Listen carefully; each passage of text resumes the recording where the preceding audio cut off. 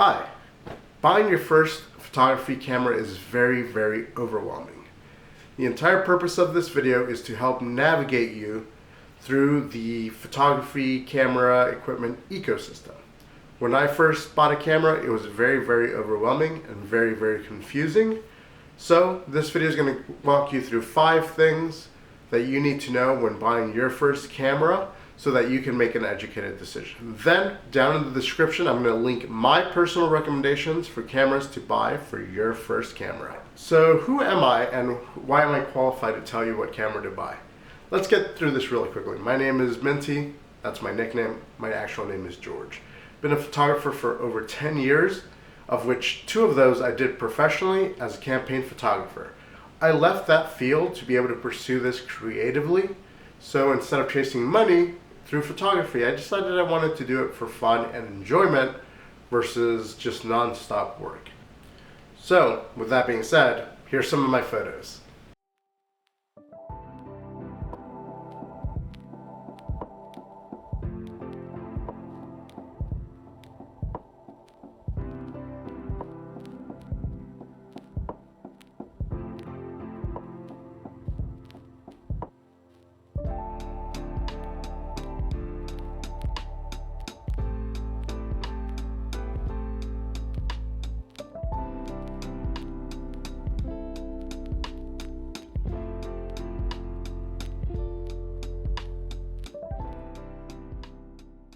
My mom says the photos are good, so I guess they have to be good, right? I've shot on a ton of different systems: Canon, Nikon, Sony, Fuji, and now I shoot on Hasselblad.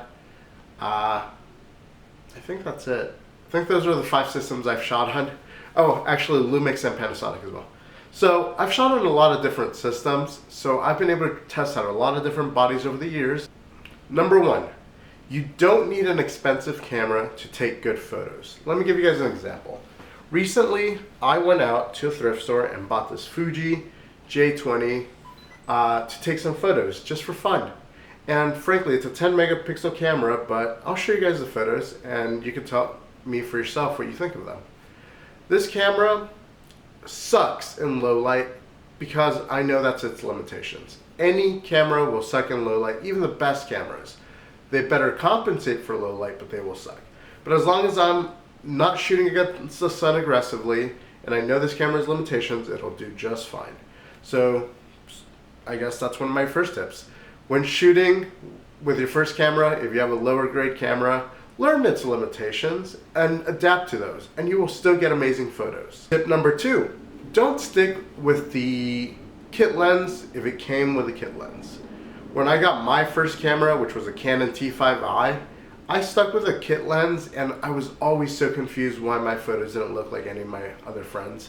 They didn't have that bokeh, they didn't have that bokeh effect, and I just could never get really good photos in low light. As I learned over time, that's because aperture is how much light the lens allows in. The lower the number, the more light it allows in, and it also creates that bokeh effect. But that's specifically due to the lens. Kit lenses typically have a higher aperture, so they don't really allow you to do that. So even if you get a really cheap 50mm lens with a low aperture, that may actually get you photos much more to what you're wanting than a kit lens. 3.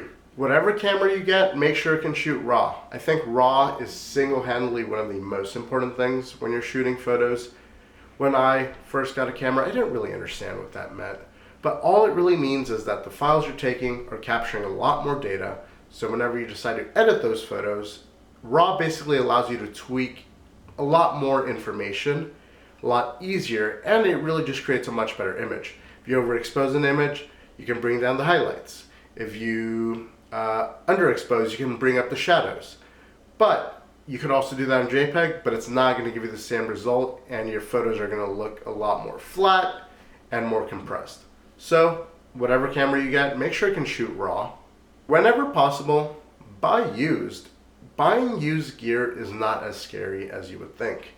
If you really are like stretched on money and whatever amount of money you're going to spend is all you have and you really can't risk any issues on your first transaction, just buy through something like eBay, for example. Buying through eBay, at least you have the buyer's protection, so if anything goes wrong, you can return it. But this way you're going to save yourself a lot more money. There really isn't a purpose to buying new when buying camera gear, unless it's basically the newest camera. You'll save yourself a lot more money, and that money that you save can go to buying a lens, which, by the way, also feel free to buy used. Used lenses are great.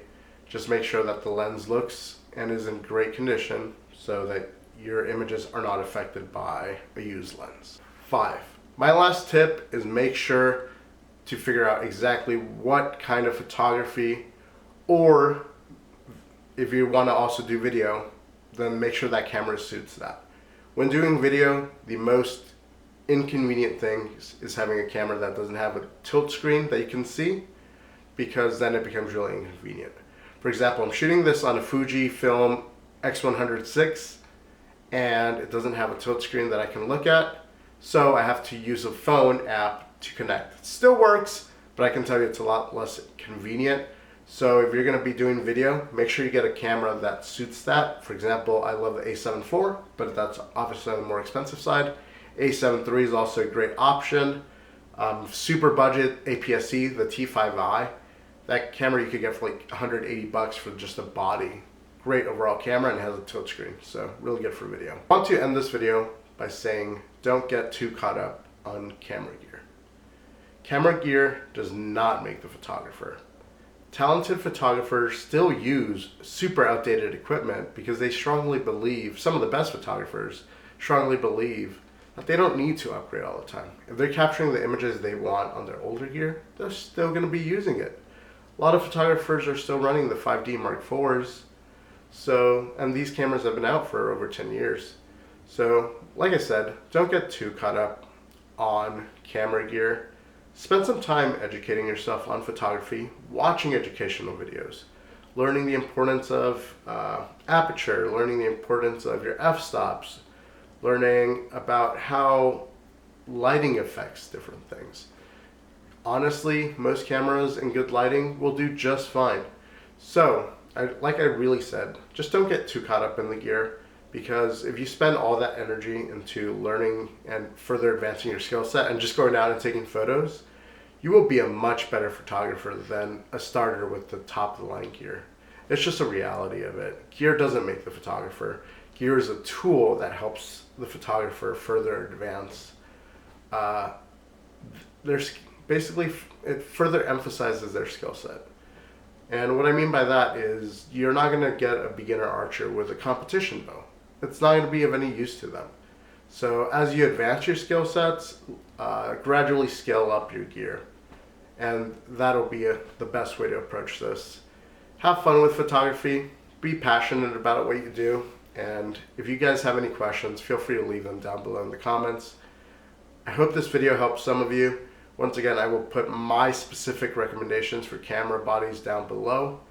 And if you all have any questions, like I said, comment down below. Thank you guys for watching.